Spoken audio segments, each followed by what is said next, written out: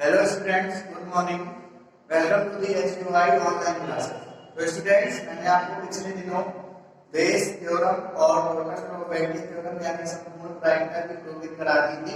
आज के वीडियो में आपको बेस थ्योरम और टोटल प्रोबेबिलिटी थ्योरम से रिलेटेड क्वेश्चन बताने वाला हूँ।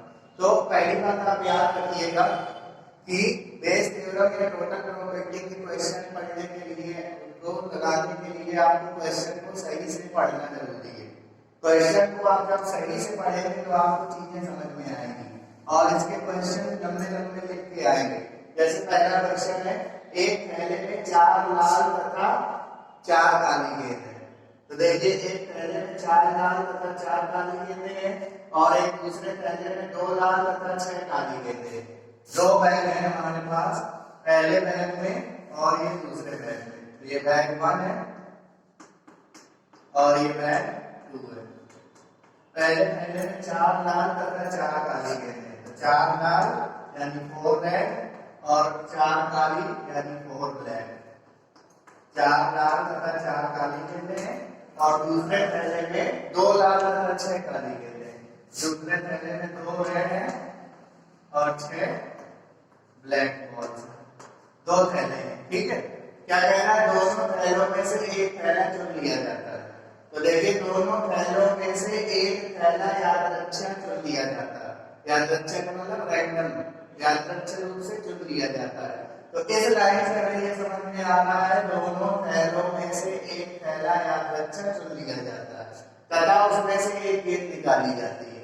दोनों थैलों में से कोई एक थैला चुन लिया गया, उसमें से एक गेंद निकाली गई और वो जो गेंद निकाली गई है वो कैसी है, लाल है। तो इस बात की क्या प्रायिकता है कि गेंद पहले थैले से निकाली गई है। तो पहले आप पूरा सवाल पढ़ेंगे और आप सोचेंगे कि इसमें घटनाएं कौन सी बनने वाली हैं। तो देखिए घटनाओं को पहचानने के लिए सबसे पहले आप ये लाइन पढ़िए, दोनों थैलों में से एक थैला चुन लिया जाता है। तो देखिए दोनों थैलों में से एक थैला चुन लिया जाता है। तो हमारे पास 2 बैग हैं, बैग 1 और बैग 2। तो यहाँ पर ऑटोमेटिक 2 घटनाएं बनेगी। सवाल साफ साफ कह रहा है दोनों थैलों में से एक थैला चुन लिया जाता है। इसका मतलब क्या है, या तो बैग फर्स्ट चुन लिया जाता है या तो बैग सेकेंड चुन लिया जाता है। तो यही से हमको समझ में आ रहा है कि इस सवाल में शुरुआत में 2 घटनाएं हैं। दोनों थैलों में से एक थैला चुना जाता है। इसका मतलब या तो पहला थैला चुना जाता है या तो दूसरा थैला चुना जाता है। तो यहाँ पर 2 घटनाएं जनरेट होंगी। माना पहली घटना E1 क्या है, पहला थैला चुनने की घटना।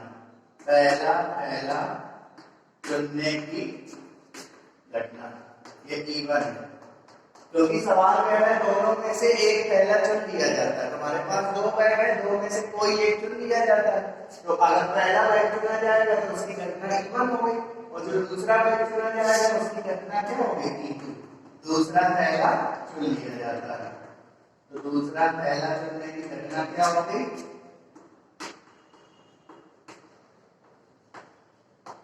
ये होगी E2।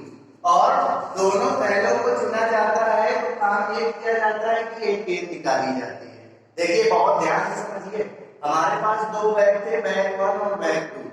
दोनों में से किसी एक बैग को चुना और काम क्या किया गया कि एक गेंद निकाली गई जो कि कैसी है, लाल। इसका मतलब अगर कोई व्यक्ति पहले बैग को चुनेगा तो भी लाल गेंद निकालता है और अगर कोई व्यक्ति दूसरे बैग को चुनेगा तो भी लाल गेंद निकाली जाएगी। इस लाइन का मतलब ये है कि दोनों थैलों में से एक थैला चुना जाता है और उसमें से एक गेंद निकाली जाती है। तो ये घटना कॉमन घटना है। कॉमन घटना क्यों है, क्योंकि दोनों बैगों में से चाहे किसी भी बैग को चुनो गेंद तो आपको निकालना ही है और वो गेंद कैसी है, लाल गेंद है ना। तो ये जो कॉमन इवेंट है, कॉमन इवेंट क्या है सवाल की, कि दोनों बैग में से चाहे किसी भी बैग को चुने लेकिन गेंद जरूर निकाली जा रही है। और कैसी निकाली जा रही, लाल। तो ये जो लाल गेंद निकालने की घटना है ये कॉमन घटना है। कॉमन का मतलब चाहे पहला बैग चुनो तो भी लाल गेंद निकालना है, चाहे दूसरा बैग चुनो तो भी लाल गेंद निकालना है। तो जो कॉमन इवेंट होती है उसको हम ए से प्रदर्शित करते हैं। ए का मतलब क्या है, लाल गेंद निकालने की घटना। लाल गेंद निकालने की घटना। ठीक है स्टूडेंट, आई थिंक इतनी बात समझ में आ रही होगी। तो क्या कह रहा है, इस बात की क्या प्रायिकता है, यानी प्रोबेबिलिटी निकालनी है।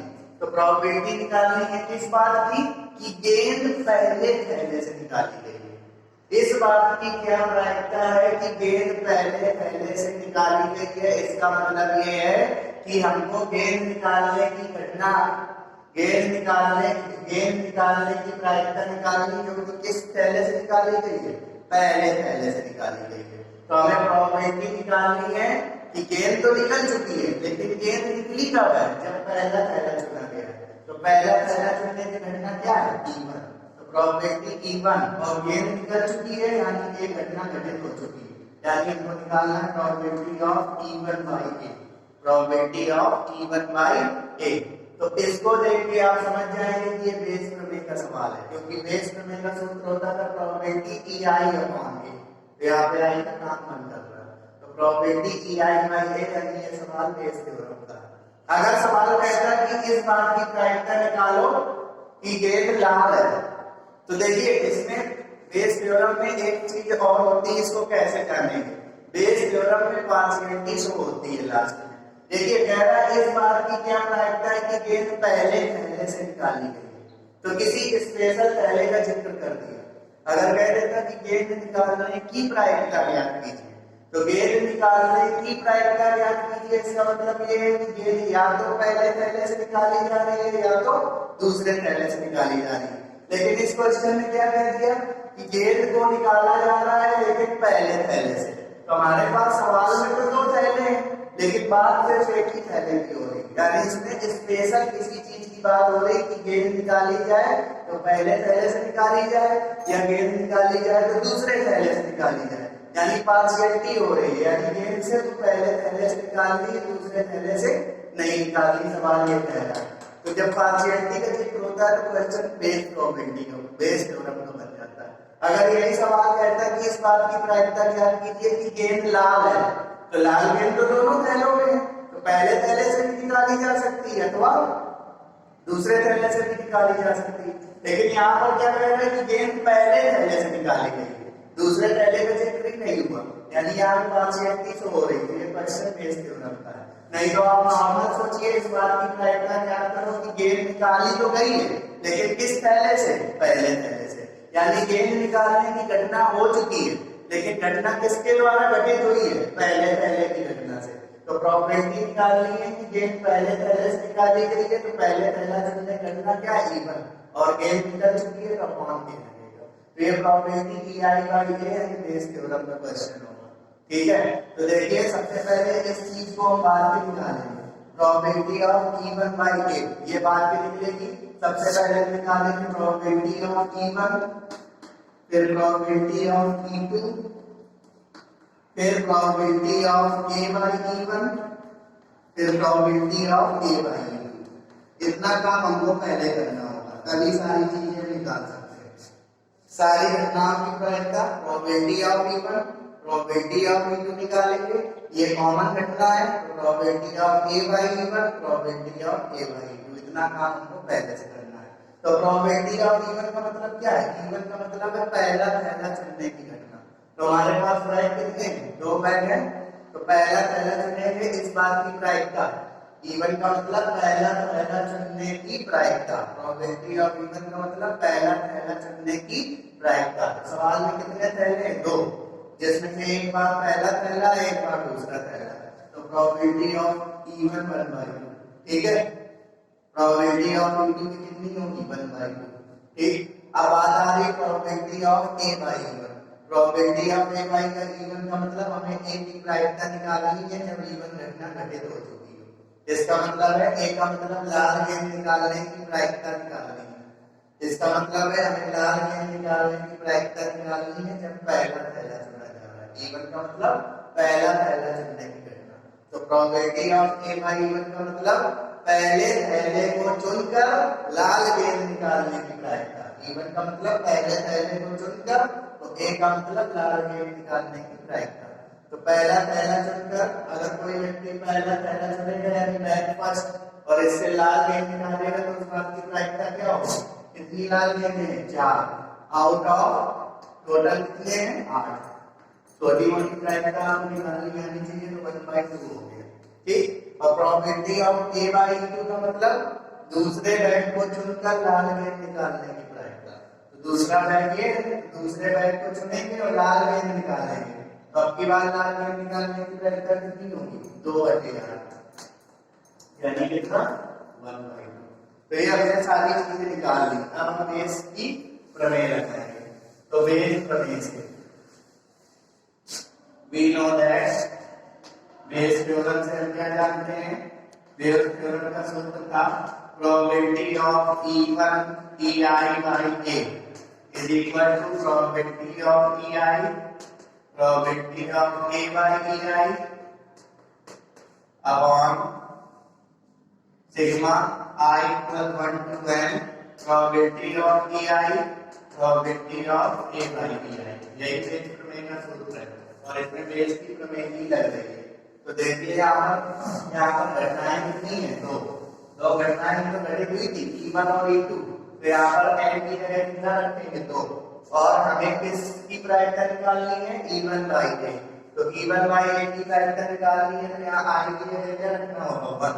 तो क्या बनेगा probability of E1 by A is equal to, और यहाँ पर probability of E1 probability of A by E1 upon, यहाँ पर कितनी घटनाएं, दो घटनाएं E1 E2। तो ये सिग्मा 2 बार टूटेगा, तो एक बार 1 के लिए और एक बार 2 के लिए। तो एक बार I की जगह 1 रखेंगे तो probability of E1 probability of A by E1 plus फिर अब 2 रखेंगे, दो घटनाएं थी तो probability of E2 probability of A by E2। तो probability of E1 by A is equal to probability of E1 कितना है 1/2 into probability of A by E1 कितनी है 1/2। Probability of E1 1/2 probability of A by E1 1/2 plus probability of E2 1/2 probability of A by E2, यहाँ पर student 1/4 आएगा 1/4। तो probability of E1 by A is equal to, यहाँ से देखिए ऊपर 1/2 into 1/2 बना है ठीक, और नीचे से आपको 1/2 कॉमन मिलना है तो बचेगा 1/2 प्लस 1/4। एक 1/2 से एक 1/2 कैंसिल हो जाएगा। तो probability of E1 by A is equal to 1/2 और नीचे इन दोनों को लासा लेके ऐड कर दीजिएगा तो आएगा 3/4। ये 4 ऊपर 3 नीचे। तो जब इसको सॉल्व करेंगे तो इसका आंसर आएगा 2/3, यानी प्रायिकता कितनी होगी 2/3। ये सवाल का क्या हो जाएगा, ये सवाल का आंसर हो जाएगा। अब स्टूडेंट अगला सवाल देखते हैं। अगला सवाल भी ऐसे ही पढ़ना है आपको। जब आप लैंग्वेज सही पढ़ेंगे तब आप सवाल लगा पाएंगे, और लैंग्वेज सही नहीं पढ़ेंगे तो सवाल नहीं लगा पाएंगे। देखिए दूसरा सवाल मैंने क्या किया होगा, क्या कह रहा है, एक गोल्ड फैक्ट्री है, एक गोल्ड फैक्ट्री है, वहां पर 3 मशीनें हैं A B तथा C। 3 मशीनें हैं A B तथा C। पहले पूरा सवाल पढ़ेंगे। कुल उत्पादन का क्रमशः 25%, 35% तथा 40% गोल्ड खराब बनाती है। इसका मतलब क्या है कि एक गोल्ड फैक्ट्री में 3 मशीनें हैं A B C। वो जितने भी गोल्ड बनाती है, जितने भी गोल्ड बनते हैं पूरे फैक्ट्री में जितने भी गोल्ड बनते हैं उनमें से A मशीन 25% खराब गोल्ड बनाती है। मान लीजिए किसी फैक्ट्री में 1000 गोल्ड बनते हैं दिन भर में और तीनों मशीनों के द्वारा बनते हैं, तो पहली मशीन A द्वारा खराब गोल्ड कितने 25% बनाती है। तो 1000 का 25% 250 गोल्ड, तो 250 गोल्ड खराब बनाएगी मशीन A। मशीन B कितने परसेंट खराब बनाती है 35%। कुल उत्पादन अगर हम 1000 लेके चले तो मशीन B द्वारा 350 गोल्ड खराब बनेगी और मशीन C द्वारा 400 गोल्ड खराब बनेगी। तो ये बात आपको समझ में आ गई कि एक फैक्ट्री में 3 मशीन है A B और C, वो तीनों कुल उत्पादन मतलब जितने भी गोल्ड बनते हैं उनका 25%, 35% तथा 40% गोल्ड खराब बनाती है। ठीक है, इसके अतिरिक्त मशीन A B तथा C क्रमशः 5%, 4% तथा 2% गोल्ड खराब बनाती है। देखिए ये जो खराब गोल्ड बनाती है वो कुल उत्पादन का बनाती है, और ये इंडिविजुअल, मतलब मशीन ए द्वारा कितने बोल्ट खराब बनते हैं? 5%। कुल उत्पादन के नहीं, अलग अलग 5%, 4% मशीन बी द्वारा, 2% मशीन 2% मशीन सी द्वारा। उत्पाद से 1 बोल्ट चुन लिया जाता है, मतलब जितना भी प्रोडक्ट बना उससे 1 बोल्ट चुन लिया गया।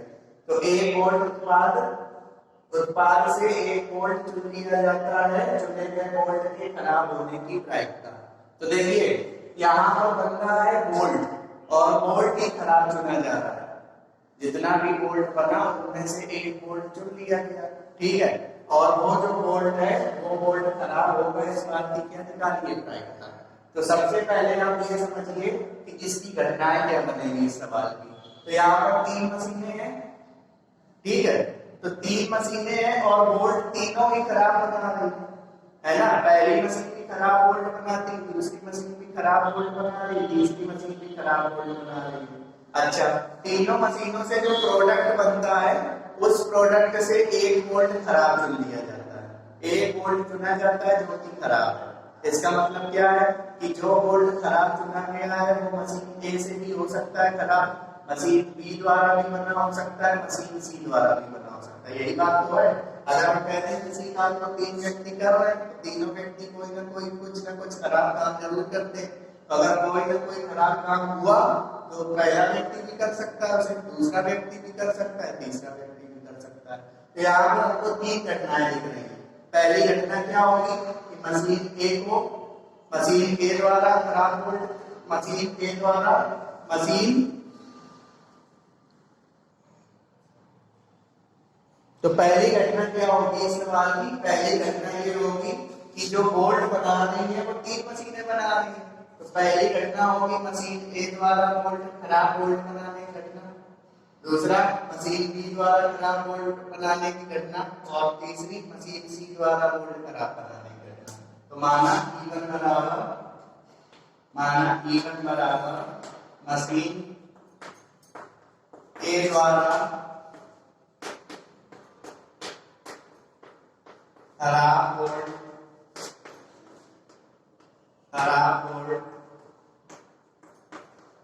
बनाने की घटना।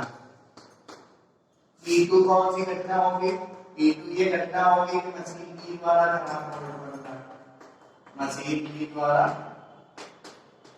खराब बोल्ट बनाने की घटना।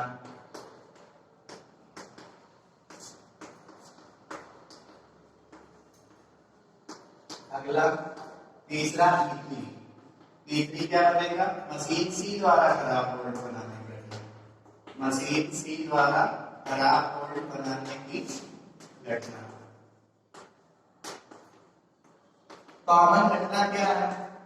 कॉमन घटना ये है कि 1 बोल्ट चुना जा रहा है तो वो बोल्ट होना चाहिए खराब, है ना, चाहे वो मशीन ए द्वारा, चाहे मशीन बी द्वारा, चाहे मशीन सी द्वारा। तो कॉमन घटना ए क्या हुई? कॉमन घटना ये हुई ए कि एक खराब बोल्ट चुनने की घटना।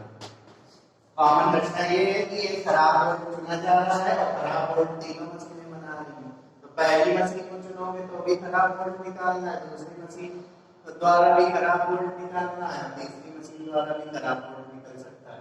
तो ये जो घटना है एक खराब बोल्ट निकालने की घटना। अब समझिए सवाल में क्या बोला गया है।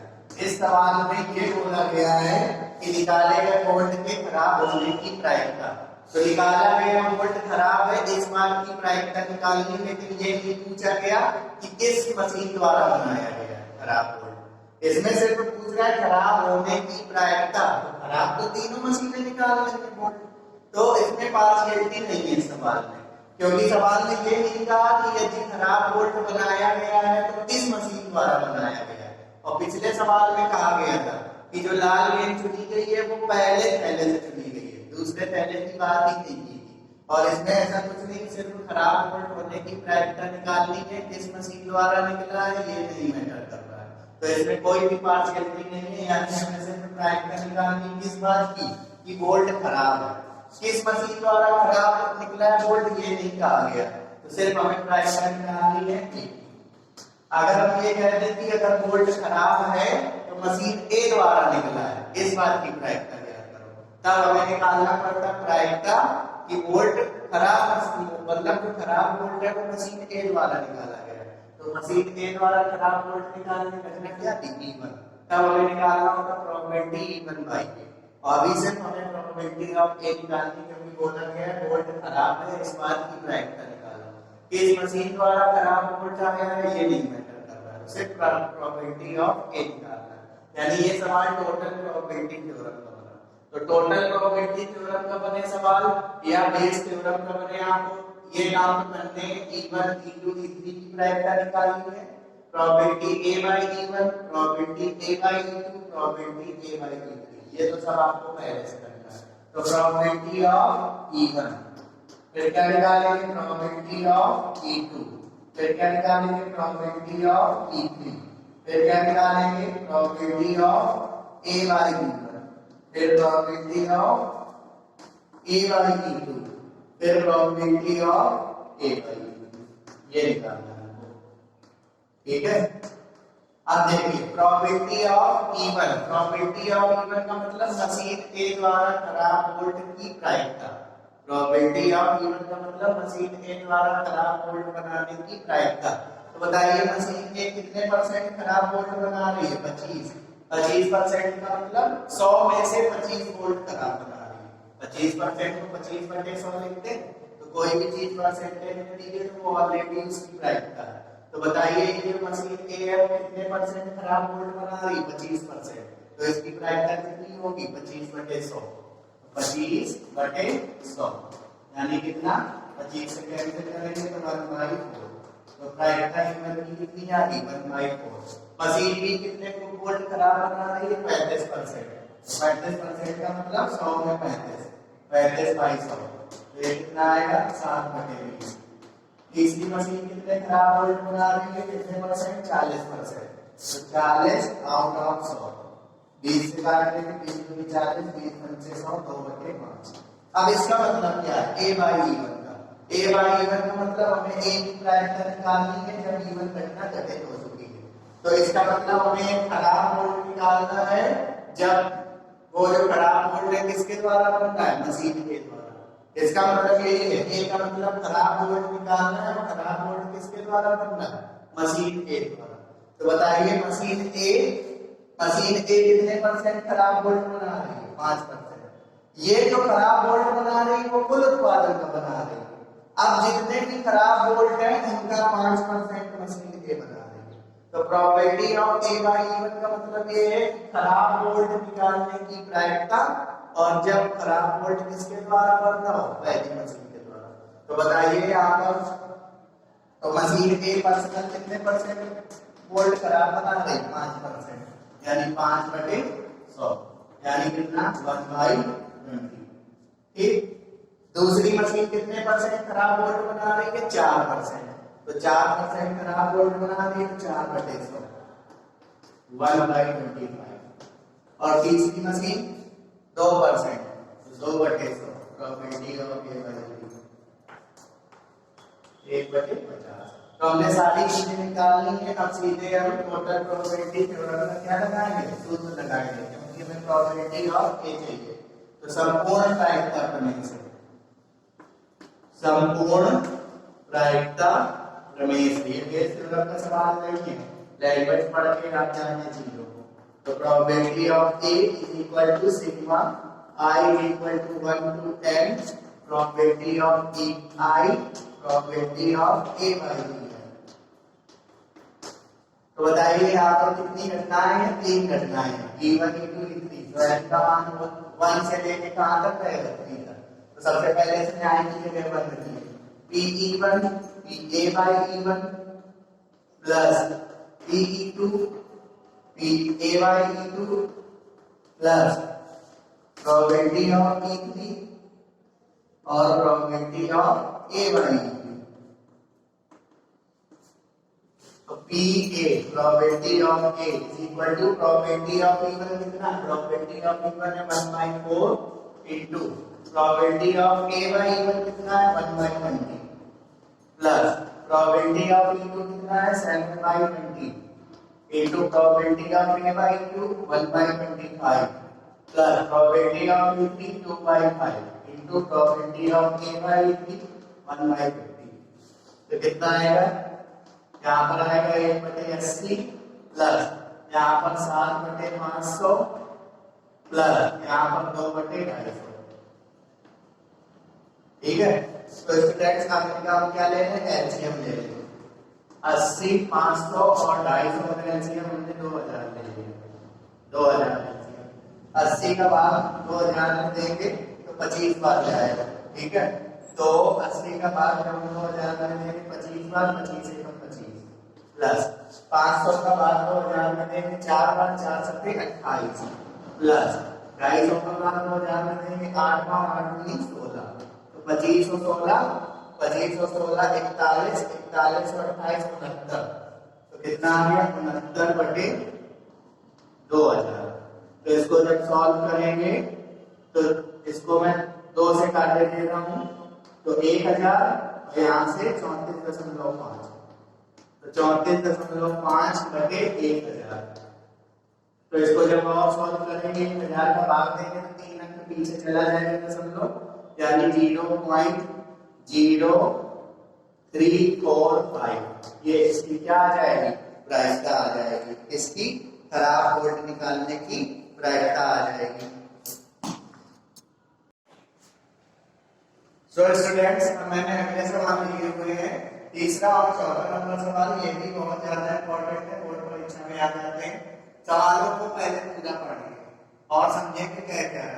एक डॉक्टर एक रोगी को देखने जाता है। एक डॉक्टर है वो एक पेशेंट को यानी रोगी को देखने जाता है। उसके ट्रेन, बस, स्कूटर अथवा अन्य वाहनों से आने की प्रायिकताएं क्रमशः की थी।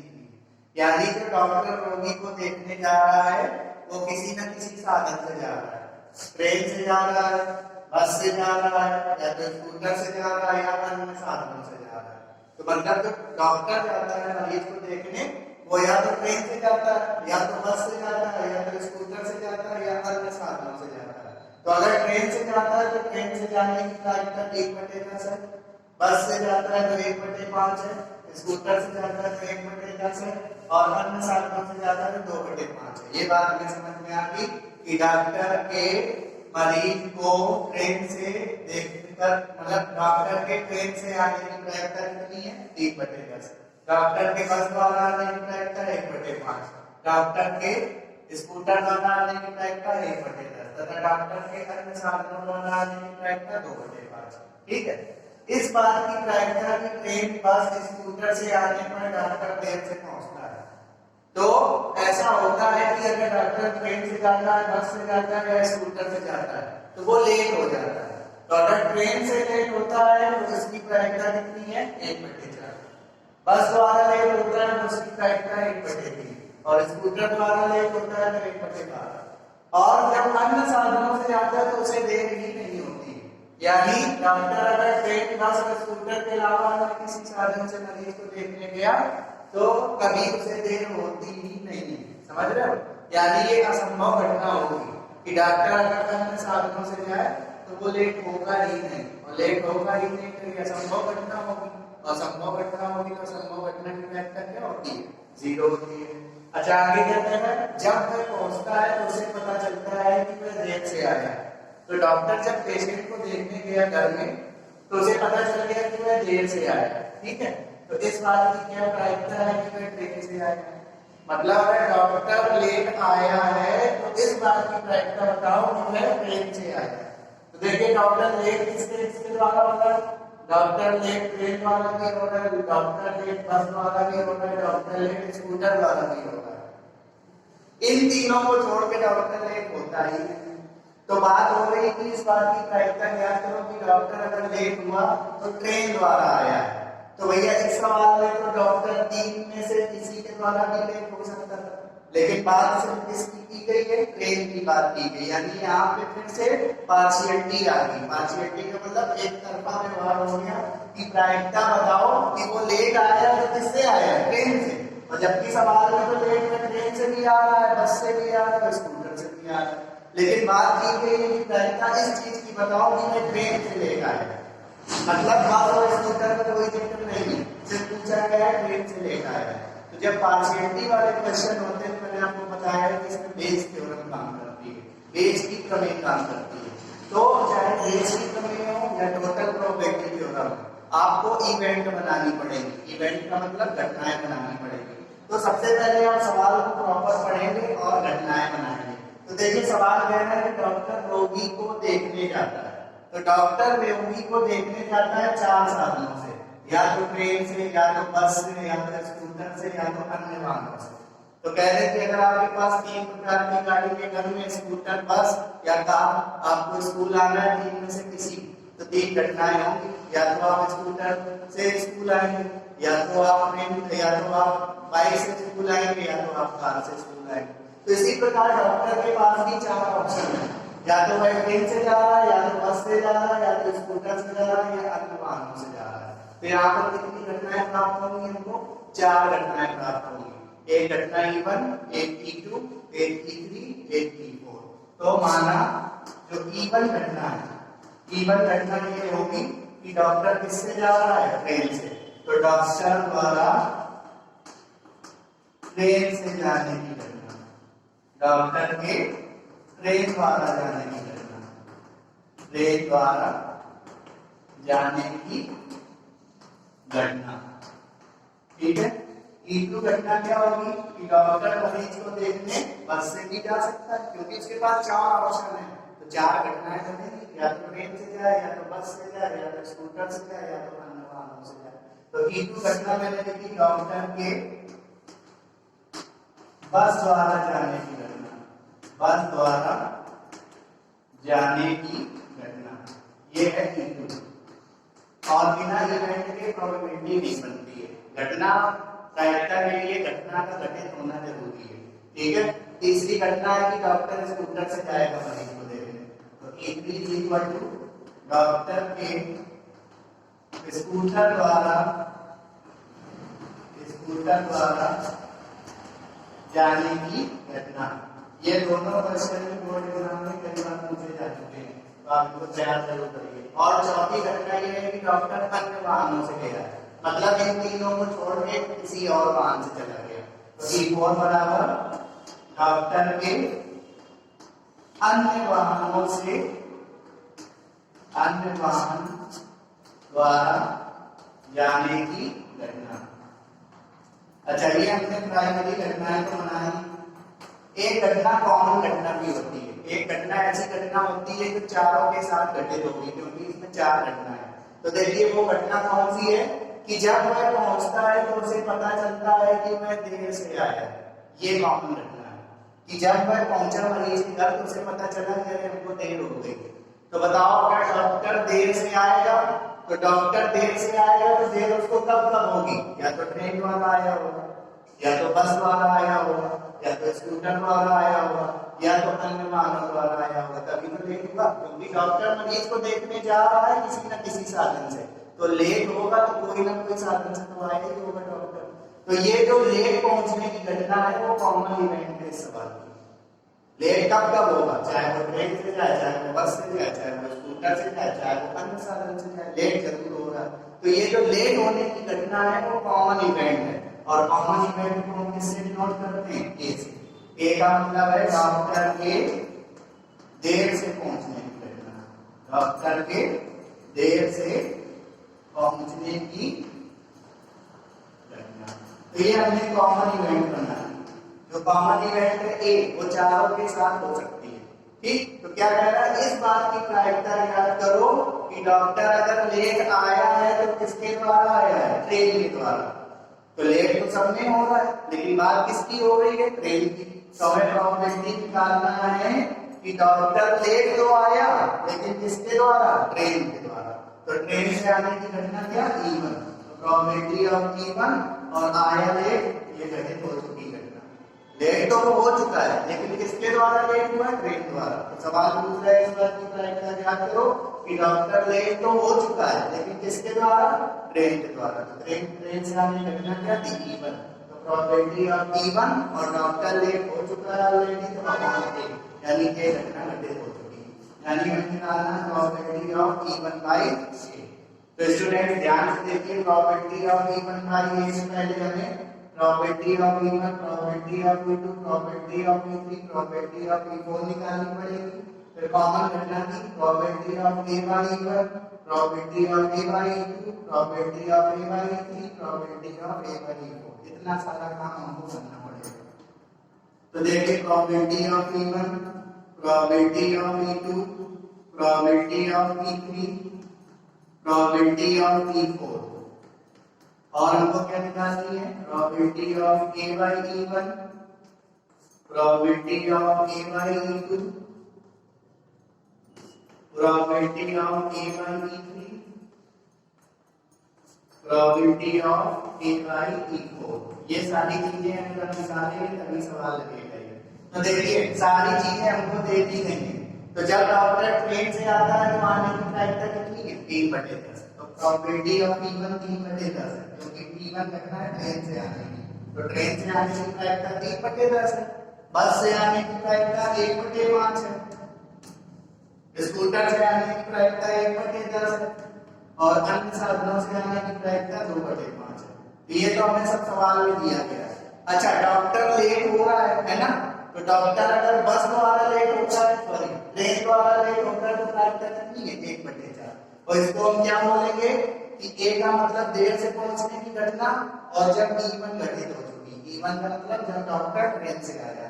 तो जब डॉक्टर ट्रेन से आया है तो लेट हो गया, इस बात की प्रायिकता कितनी है, 1/4। सवाल में दिया गया है, आप पढ़ें। अच्छा, जब डॉक्टर बस से आता है तो लेट होने की प्रायिकता कितनी है, 1/3। इसका मतलब है फिर से डॉक्टर लेट हुआ, लेकिन अब की बार E2 घटना घटित हो रही है, यानी डॉक्टर किससे आ रहा है, बस से। तो इस बात की प्रायिकता कितनी है, 1/3 दी गई। और जब ट्रेन से आता है तो 1/12, यानी प्रोबेबिलिटी ऑफ A बाई 3 1/12। और इसमें एक लाइन लिखा है, जब अन्य साधनों से आता है तो उसे देर नहीं होती है, यानी प्रोबेबिलिटी ऑफ A बाई 4 क्या होगी, 0, क्योंकि उसे देर हो ही नहीं रही है, यानी कोई चांस ही नहीं बन रहा है लेट होने का, यानी प्रोबेबिलिटी A बाई 4 क्या है, 0। तो आपको निकालना है इस बात की प्रायिकता, याद करो कि वो किससे आया है, ट्रेन से। तो मैंने आपको पहले बता दिया, हमको प्रोबेबिलिटी निकालनी है E1 बाई A, यानी इसको पढ़े EI अपॉन A। तो बेस थ्योरम से, बेस प्रमेय से, बेस प्रमेय से क्या, probability of EI upon A is equal to probability of EI into probability of A by EI upon sigma I is equal to 1 to n probability of EI, probability of A by EI। यही सूत्र होता है। तो यहाँ पर देखिए प्रारंभिक घटनाएं कितनी है, 4 है, तो n की वैल्यू 4 तक रहेगी, 1 से शुरू करेंगे 4 तक। तो हमको निकालना है E1 by A, तो यहाँ पर I की जगह क्या रखना पड़ेगा, 1। तो P E1 by A, और यहाँ पर भी I की जगह 1, PE1 probability A by E1 upon, और ये पूरा ब्रेक होगा, ये पूरा ब्रेक होगा कहाँ से, 1 से लेके 4 तक। ये पूरा ब्रेक होगा 1 से लेके 4 तक। तो क्या आएगा, 1 से शुरू करिए, probability E1, probability A by E1 plus sigma का मतलब पूरा 1 से शुरू होगा, और कितनी घटनाएं हैं, 4। तो पहले I की जगह 1 रखते हैं, प्लस यहाँ पर I की जगह 2, तो P2 probability A by 2 plus P3 probability A by 3 plus P4 probability A by 4। ठीक है, अब इन सारे मानों को रखेंगे उठा के। तो probability of E1 by A is equal to, probability E1 कितनी है, 3/10, 3/10 into probability A by E1 कितनी है, 1/4 अपॉन, नीचे सॉल्व करेंगे, probability E1 3/10 into probability A by E1 1/4 plus probability E2 की कितनी है, 1/5 into probability A by E2 1/3 plus probability E3 कितनी है, 1/10 into probability A by E3 1/12 plus probability E4 2/5 into probability A by 4 0। ठीक है, बस इसको सॉल्व कर लीजिए, आंसर आएगा आपका। तो इसको मैं यहाँ पर सॉल्व कर देता हूँ। आपको सवालों को सही से पढ़ना है, तभी प्रायिकता आएगी आपको और इवेंट सही बनानी है। तो probability of E one by A is equal to 3/10 का 1, 3/10 का 1/4 में गुणा करेंगे तो 3/40 अपॉन नीचे आई, नीचे 3/40 प्लस यहाँ पर गुणा करेंगे तो 1/15 प्लस और यहाँ पर गुणा करेंगे तो 1/120। ठीक, तो probability of E1 by A is equal to 3/40 और नीचे हम एलसीएम लेके जोड़ेंगे। तो यहाँ पर अपनी जोड़ के निकाल दे रहा हूँ 3/40 प्लस 1/15 प्लस 1/120, इसको रफली जोड़ लीजिए तो 120 का आंसर आएगा। 40 में 120, 3 का 9, 15 के 120 आ जाएगा 8, 120 एकम 120 और 1 यहाँ पर 9 और 8 17 और 1 18, तो 18/120 आएगा। अब ये 120 चला जाएगा ऊपर, 18 जाएगा बीच में, तो कितना हो जाएगा 3 × 120 अपॉन 40 × 18। देखिए 40 से कितने बार कर रहा है 3 बार और 3 से ये 6 बार, 3 एकम 3, 3 दूनी 6, तो इसका आंसर कितना आएगा 1/2। यानी इस बात की प्रायिकता कि डॉक्टर ट्रेस वाला ले आया है उसकी कितनी है 1/2। ये सवाल का आंसर हो गया। लास्ट सवाल जो कि बहुत ज्यादा इंपॉर्टेंट है, इसमें आपको ताश की गति के बारे में सब पता होना चाहिए और आपको 10th में और 11th में ताश की गति से रिलेटेड बहुत सारे सवाल पढ़ाए गए प्रायिकता में। सवाल को पढ़ेंगे ध्यान से। क्या कह रहा है, चौथे का सॉल्यूशन मैं बता रहा हूं कि 52 ताशों की एक गड्डी में से, तो ताश की गड्डी में कितने पत्ते होते हैं 52 में किस किस प्रकार के पत्ते होते हैं 52 में पत्ते होते हैं हुकुम का, चिड़ी का, पान का और ईंट का। हुकुम और चिड़ी का जो पत्ता होता है वो काले रंग का होता है। ये किस रंग के होते हैं काले रंग के पत्ते होते हैं। पान और ईंट के पत्ते किस रंग के होते हैं लाल रंग के पत्ते होते हैं। यानी ताश की गड्डी में कितने प्रकार के पत्ते होते हैं 2 रंग के पत्ते होते हैं, काले रंग के और लाल रंग के। लेकिन पत्ते होते कितने प्रकार के हैं 4 प्रकार के, हुकुम के, चिड़ी के, पान के, ईंट के, और हर एक के 13 पत्ते होते हैं। 13 पत्ते हुकुम के, 13 पत्ते चिड़ी के, 13 पत्ते पान के, 13 पत्ते ईंट के। 13 पत्ते कौन कौन से होते हैं एक में मैं लिख दे रहा हूँ, बाकी सब वैसे ही होते हैं।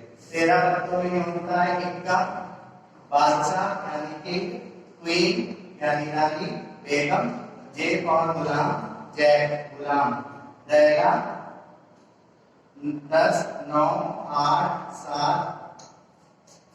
इसको मैं बनाए दे रहा हूँ। 13 पत्ते कौन कौन से होते हैं 13 पत्तों में इक्का होता है, बादशाह होता है, बेगम होती है, गुलाम होता है, दैरा होता है, नहला, अट्ठा, सत्ता, अट्ठा, 5 4 3 2, ये 13 पत्ते होते हैं हर एक ताश की गड्डी में।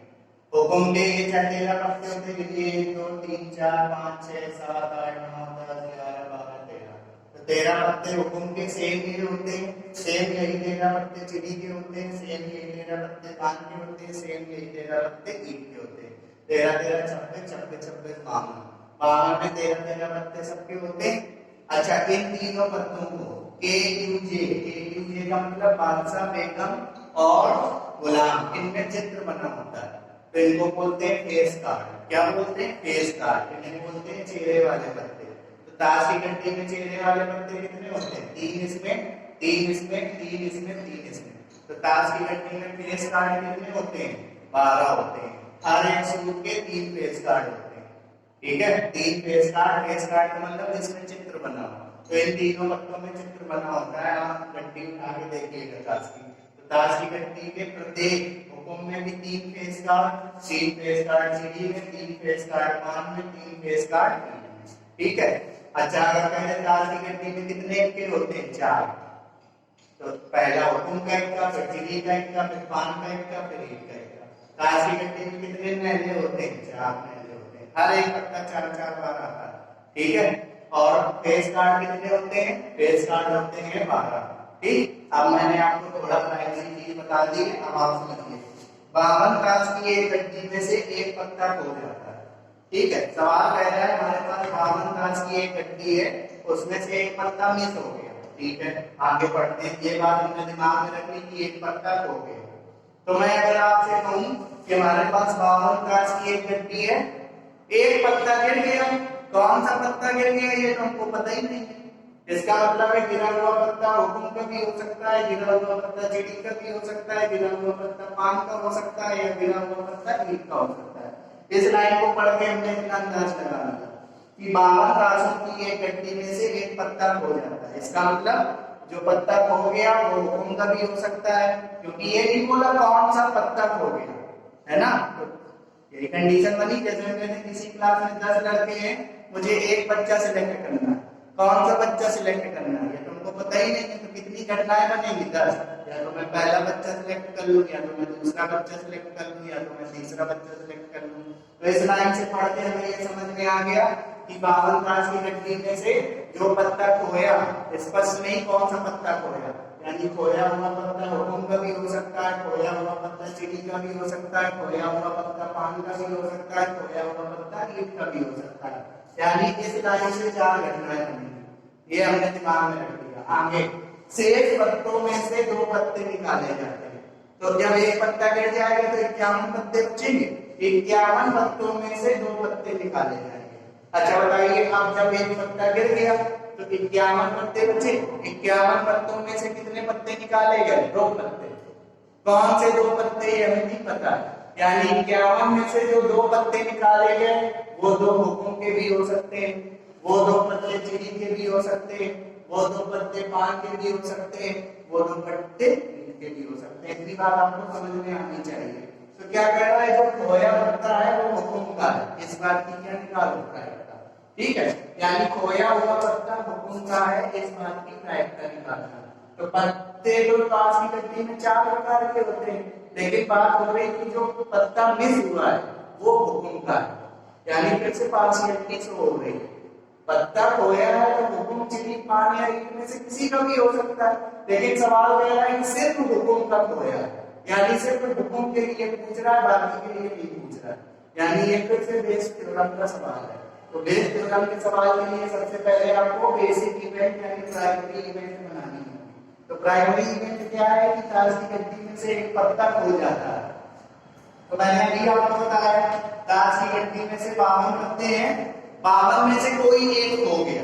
तो 52 में से कोई एक खोया, इसका मतलब खोया पत्ता हुकुम का है, या खोया पत्ता चिड़ी का है, या खोया पत्ता पान का है, या खोया पत्ता ईंट का है। तो यहाँ पे 4 घटनाएं बनेगी। माना E1 बराबर खोया पत्ता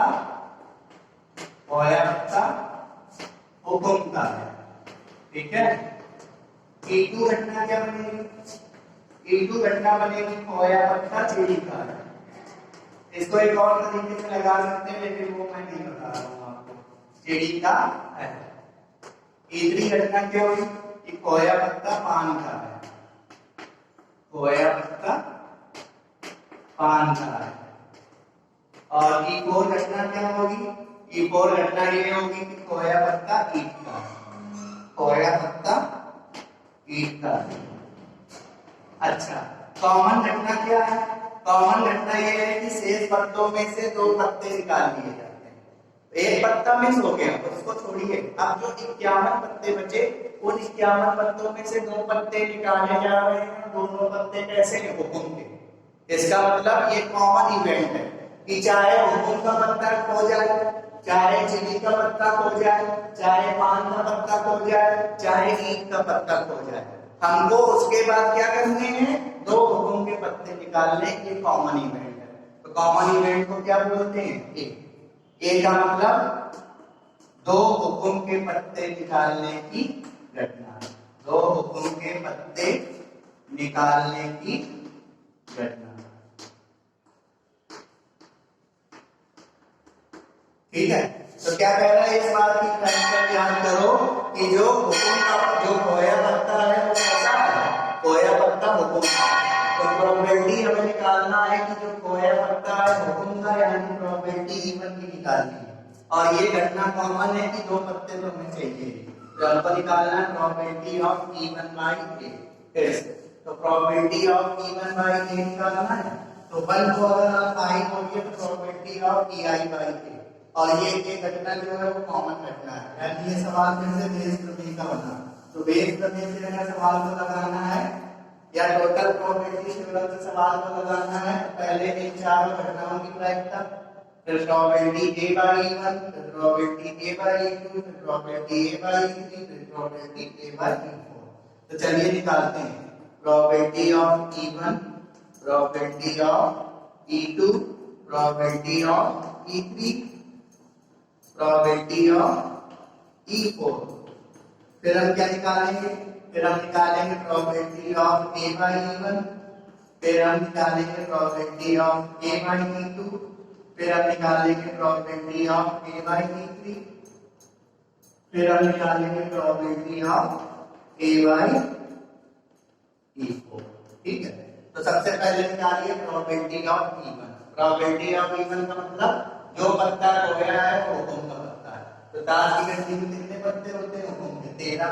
13 में से कोई एक खो गया यानी 13 C1। तो ताश की गड्डी में से 13 हुकुम के पत्ते हैं, 13 में से कोई एक खो गया तो 13 C1 और अपॉन। तो जब ताश की गड्डी में से एक पत्ता हुकुम का खोया तो ताश की कुल पत्तों में से भी तो एक पत्ता मिस हो गया, तो अपॉन 52 में से भी एक पत्ता मिस हो गया। तो इसकी प्रायिकता होगी 13 C1 बटे 52 C1।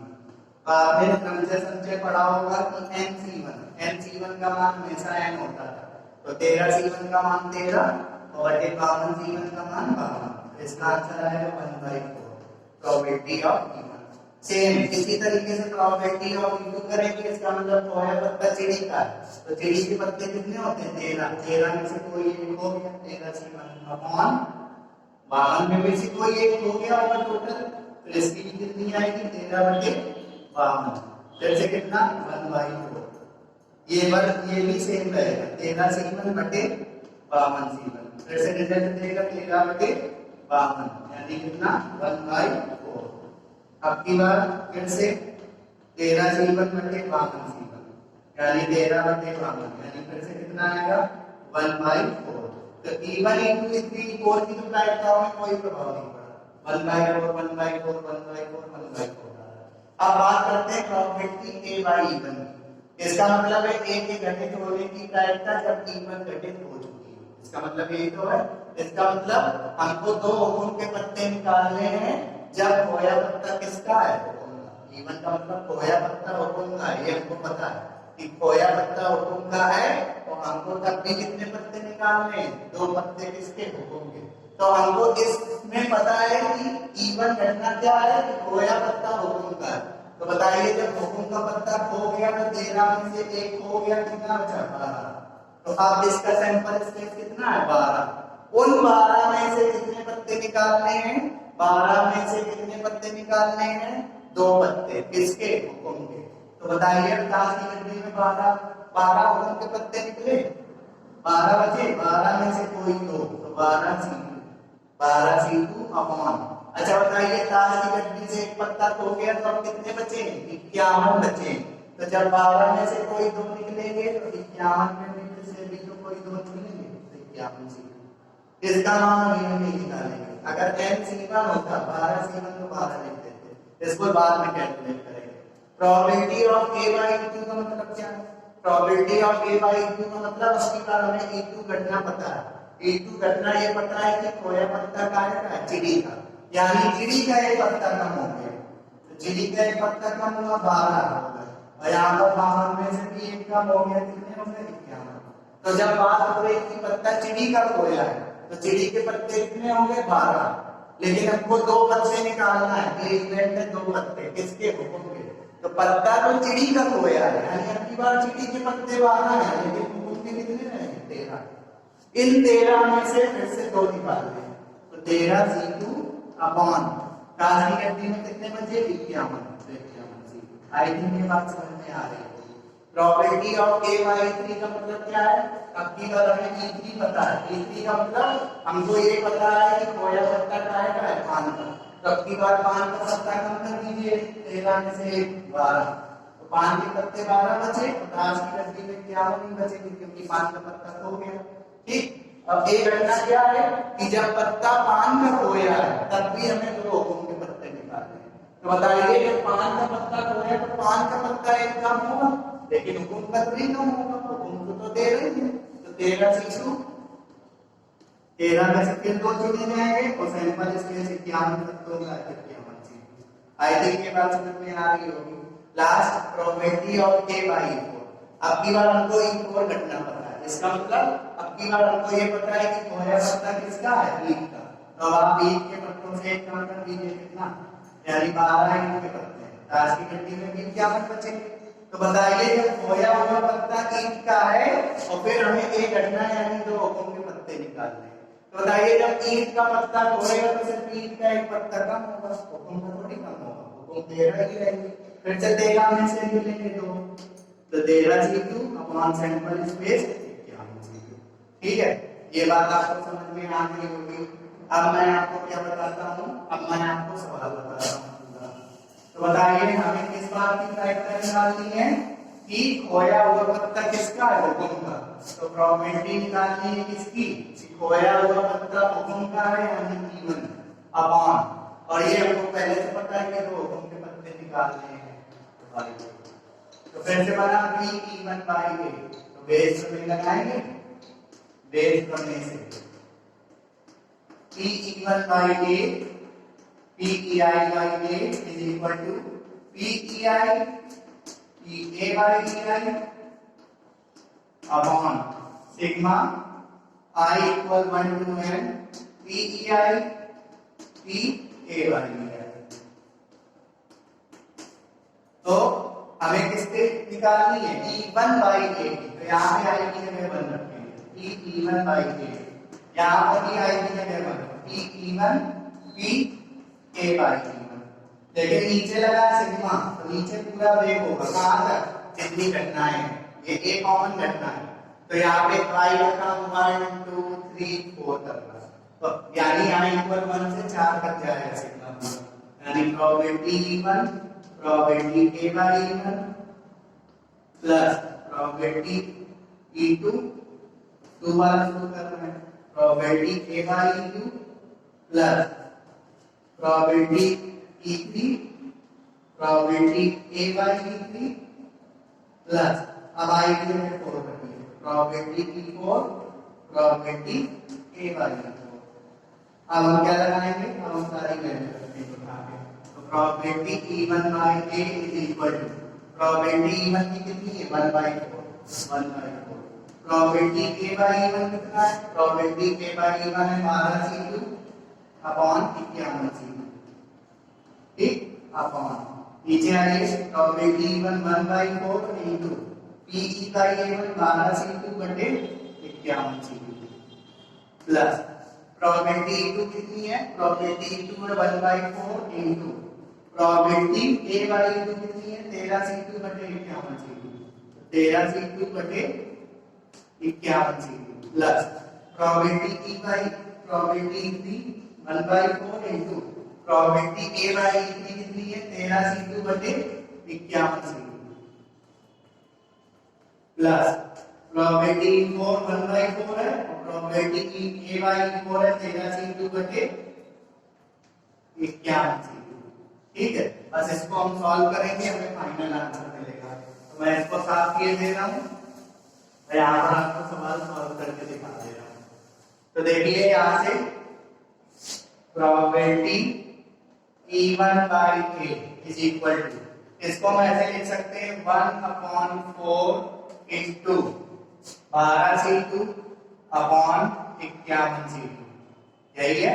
नीचे से देखिए, नीचे से आप अगर ध्यान देंगे तो आपको 1/4 कॉमन दिख रहा है और नीचे से 51 C2 कॉमन दिख रहा है, तो 1/4 into 1/51 C2, ये क्या मिल रहा है, कॉमन दिख रहा है, तो 1/4 निकल आएगा और नीचे से 51 C2 भी निकल आएगा, तो ऊपर ऊपर क्या बचेगा, यहाँ पर बचेगा 12 C2 प्लस वहां पर बचेगा 13 C2, वहां पर भी 13 C2, अगली जगह भी 13 C2।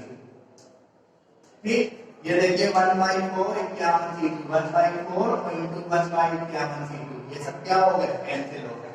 तो probability of E1 by A is equal to 12c2 12c2 का मान निकालेंगे। तो LCR का आपने फार्मूला पढ़ा होगा n factorial upon r factorial into n minus r factorial. तो हमको क्या चाहिए 12c2 चाहिए तो n की जगह 12 रखिए 12 फैक्टोरियल बटे r की जगह 2 तो 2 फैक्टोरियल और n माइनस r का मतलब 12 माइनस 2 यानी 10 फैक्टोरियल। तो 12 फैक्टोरियल तो लिख सकते हैं 12 गुणा 11 गुणा 10 फैक्टोरियल। ये आपने फर्स्ट ईयर में पढ़ चुके हैं। और 2 फैक्टोरियल का मान 2 होता है और इनटू 10 फैक्टोरियल 10 फैक्टोरियल कट जाएगा। यहाँ पर कितना आएगा 2 का भाग 12 में देंगे 6 बार 6 इंटू 11 यानी 66। तो 12c2 का मान कितना होगा 66 अपॉन यहाँ पर भी कितना 66। अब हम 13c2 का मान हम निकालेंगे। तो 13c2 का मान निकालेंगे तो इस सूत्र में n की जगह 13 तो 13 फैक्टोरियल r की जगह 2 तो 2 फैक्टोरियल तो यहाँ 13 माइनस 2 तो कितना 11 फैक्टोरियल। इसको ब्रेक करेंगे 13 इंटू 12 इंटू 11 फैक्टोरियल और 2 फैक्टोरियल का मान 2 और इंटू 11 फैक्टोरियल 11 फैक्टोरियल कैंसिल 2 से कैंसिल ये 6 बार तो 13 6 78 तो 78 और ये भी कितना 78 13c2 ये 78 ये 78 एक और 13c2 है तो ये भी 78 आएगा। बस इसको सॉल्व कर देंगे हमको फाइनल आंसर मिलेगा। ये सवाल बहुत पूछा गया है इसको आप तैयार जरूर करें सरल सा सवाल है। तो इसको हम सॉल्व करते हैं 66 अपॉन ये 78 जोड़ लीजिए तो 78 गुणा 3 तो 200 कितना आएगा 234 आएगा और 234 में 66 जोड़ लीजिए तो कितना आएगा 300 6 से कैंसिल हो जाएगा 11 बार 6 से ये कैंसिल होगा 50 बार। तो probability of E1 by A कितनी हो गई 11/50। ये सवाल का क्या हो गया आंसर हो गया। ऐसे लगेगा ये सवाल बहुत ही इंपॉर्टेंट सवाल है स्टूडेंट्स से। सो स्टूडेंट्स आज की वीडियो में मैंने आपको टोटल प्रोबेबिलिटी थ्योरम और बेस थ्योरम पर आधारित कुछ क्वेश्चन बताए हुए हैं। इसी तरीके के क्वेश्चन बोर्ड परीक्षा में आते हैं। आप अपनी बुक से और क्वेश्चनों को भी ट्राई कर सकते हैं। जितना आप प्रैक्टिस करेंगे उतनी आपकी प्रोबेबिलिटी आएगी। अब मैं आपको अगले वीडियो में यादृच्छिक चर यानी रैंडम वेरिएबल के बारे में बताऊंगा। आपके सिलेबस से क्या क्या आ चुका है यादृच्छिक चर है प्रायिकता बंटन लेकिन यादृच्छिक चर का माध्य नहीं है यादृच्छिक चर का प्रसरण नहीं है बर्नौली की प्रमेय नहीं है और ड्यूबल प्रमेय की यूज नहीं है प्रायिकता में। ये चैप्टर अगले वीडियो में खत्म हो जाएगा स्टूडेंट्स। Thank you.